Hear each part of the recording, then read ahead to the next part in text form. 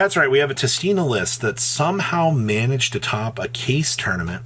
We're going to be taking a look at the YCS winning Mikanko deck list, and yeah, some super heavy samurai stuff managed to creak through the cracks. And we have Gren Maju as well. There's so many good decks in this format right now, it's insane. Make sure you guys smash that crap out of that subscribe button so you guys don't miss out on more awesome content. So I gotta give a special shout out here to TradingCardMint.com. Now remember, you always see them down here on the side for these sorts of videos. Use discount code MCO40 and save on your purchase over there.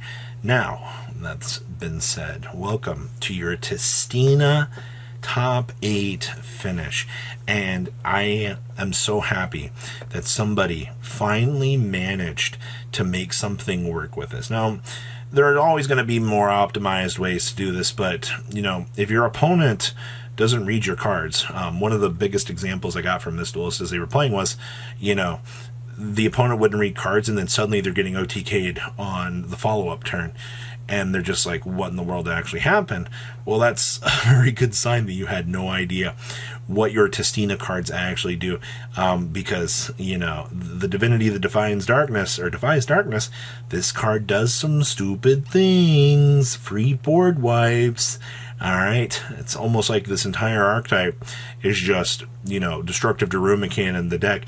And actually, you know, this deck also gets to play Book of Eclipse here as well. So now you're going to be watching all this flipsy, downsy, turnsy over stuff here. And your opponent's just going to be like, oh, okay. And I see that we are getting the chance to play the full armored Xyz package in here as well. Because, well, some of our Tistinas actually are some very interesting levels, and our little extender packages do definitely allow us some pretty little interesting combo lines. I'll see that we are playing Super Poly to kind of have the wide array of options that you definitely need to be seeing for a deck like this. This is breathtaking to actually see. I want to see more Tistina decks actually do well, because I really do think that this deck is very underrated for what people want to see in the meta, and I think that that's a pretty clear telling of it. Alrighty, what else we have? So this is evidently the Diabellstar Mikanko, yeah, Gren and Ken package special. You know what Gren and Ken are? They're warriors. You know what Gren and Ken actually do? They turbo out this good card. Now, I don't know how many people kind of realized this interaction, but the only thing I've heard from most Mikanko duelists that have watched my videos, like, I don't actually want to play the combo variant, Robbie, it's so terrible. Well, the combo variant just did probably the best out here. But I mean, like, how combo heavy are you going? I also see that we are playing the Acid Golem. Yeah, we've come a long way in terms of the meta. This deck plays a lot of ignorant cards, and I mean, and ignorant is, you got free bouncing here. You have this. You have Gren and Ken. You have the thrust and the talents as well. You have the Diabellstar package. It's going to be toggling you through. Guess what? Our free little cards are here. You know, it's a free little fire monster. All just to get to this and then start doing everything that you want to see. To be honest with you, it sold into a mill 3. Yes, that's right. You heard me say a mill 3 to go into Ken is very realistic. I'm not surprised to see that this deck was able to do well.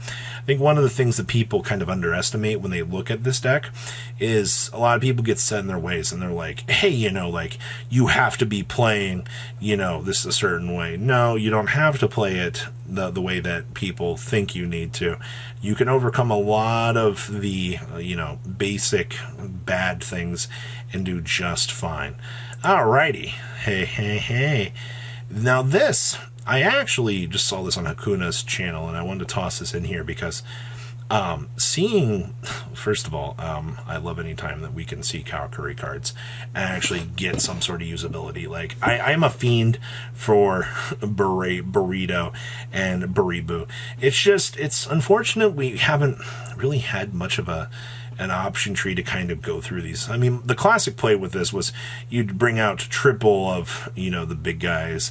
You'd keep bringing out Shinkuros extending out with burritos, and then you would attempt to do like a draw 3 combo with Nishipachi, but not this build.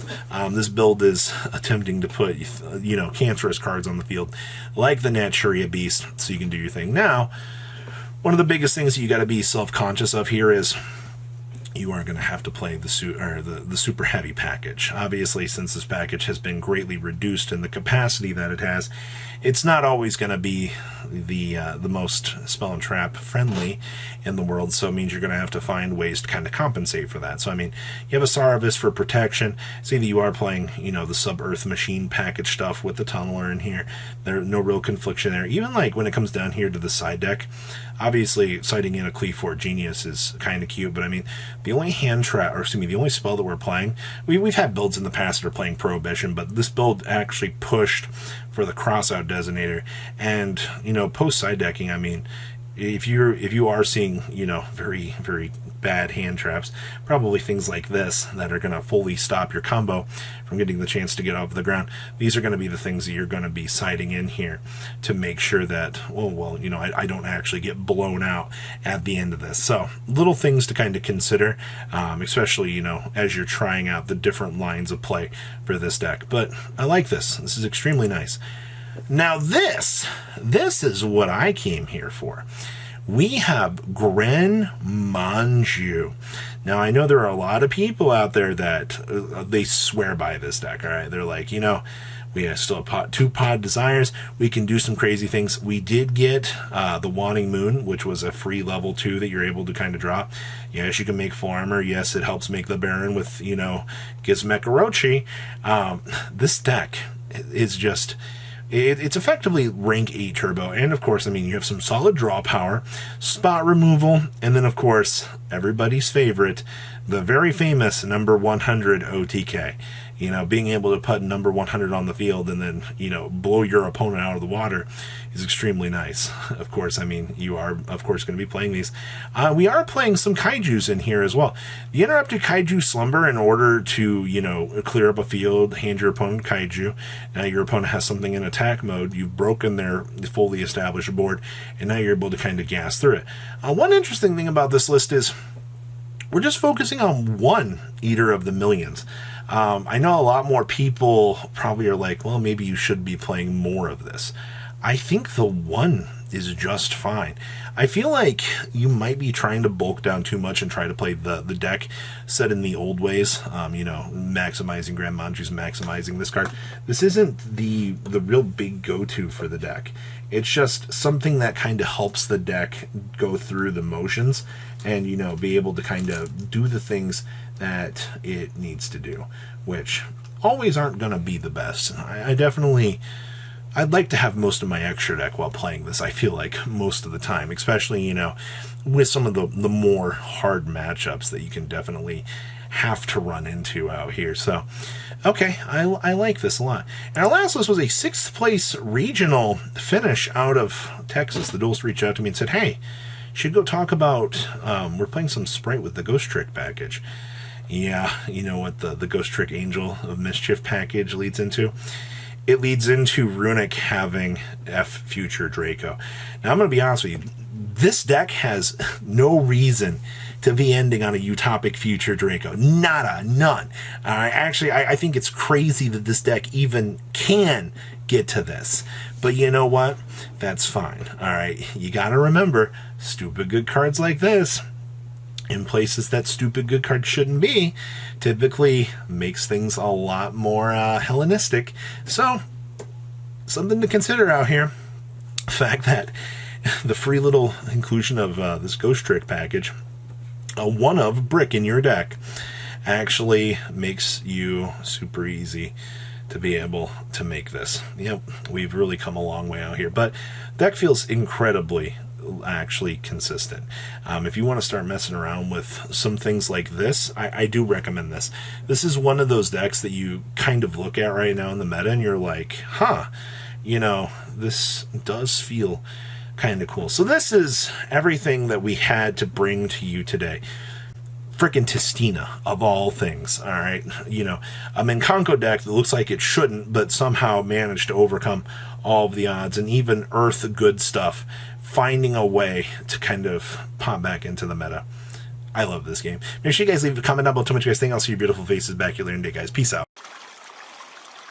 Patrons, thank you.